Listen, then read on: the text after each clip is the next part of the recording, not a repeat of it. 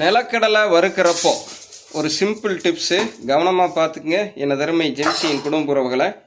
இப்போ பார்த்தீங்கன்னா நாட்டு ரக மணல், ஏன்னா மணலில் கூட நாட்டு ரகங்கிற சொல்கிற அளவுக்கு ஆயிடுச்சு. ஏன்னா இது வந்து பார்த்திங்கன்னா எம் சாண்டுன்னு இப்போ பாறைப்பொடியெல்லாம் வந்துடுச்சு.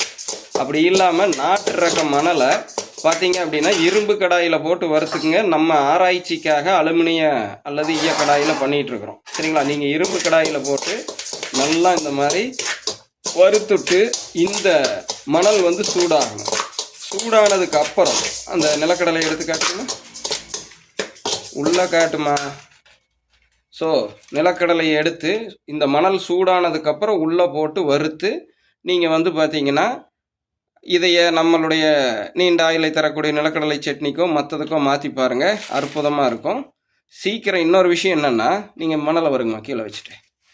ஸோ இன்னொரு விஷயம் என்னன்னு கேட்டிங்க அப்படின்னா, கம்மியான கேஸில் நீங்கள் நிலக்கடலையை வறுத்துக்கலாம். அதுதான் அடுத்த கட்ட ஹைலைட்டு. என்ன ஹைலைட்டுங்க? கம்மியான கேஸ். அதிக அளவில் நீங்கள் கேஸ் செலவு பண்ண வேண்டியதே இல்லை. இந்த மணல் சூடேறிடுச்சுன்னா போதும், அதுக்குள்ளே நிலக்கடலையை போட்டிங்கன்னா ஈஸியாக வறுத்து கிடச்சிடும். இதோட மட்டும் இல்லை, நல்ல சக்தி சுவையும் தரும். நீங்கள் சாதாரணமாக வறுக்கையில் கருகி போயிடும், நிலக்கடலையுடைய சத்து வீணாகும். ஆனால் இந்த மணலில் போட்டு பண்ணையில் வந்து பார்த்திங்கன்னா நிலக்கடலை கருகாமல் உள்ளே இருக்கிறது வறுவட்டு கிடைக்கும். கூடுதலாக சக்தியும் கூட்டி பயன்படுத்த முடியும். சிம்பிளான டிப்ஸு தான். இன்றைய காலகட்டத்தில் பெரும்பாலானவருக்கு இது தெரிய வாய்ப்பில்லை. பழைய நம்மளுடைய நண்பர்களுக்கெல்லாம் தெரியும், புதியவர்களுக்காக இந்த டிப்ஸு.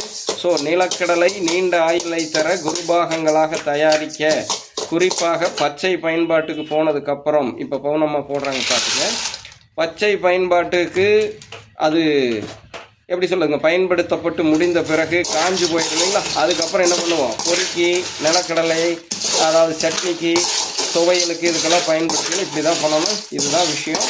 நல்லா வறுத்துட்டு தொளித்து காட்டுறதை அடுத்த பதிவில் போடுறேன். இப்போது இதை ஒரு டிப்ஸாக வச்சுக்கோங்க. நிலக்கடலையை எப்போவுமே நம்ம விவசாயிடமிருந்து நேரடியாக வாங்குவோம்.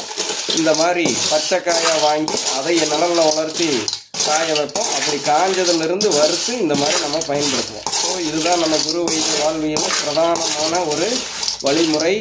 நம்ம செல்களை இளமையாக வச்சுக்கிட்டு என்னைக்கும் எதிர்ப்பு சக்தியோட ஆரோக்கியமாக இருக்கிறதுக்கும் இந்த நிலக்கடலைக்கும் சம்மந்தம் இருக்குது. அதுக்கு தேர்ந்தெடுக்கிறதுக்கு சம்மந்தம் இருக்குது. நல்லா மைண்டில் ஞாபகம் வச்சுக்கணும்.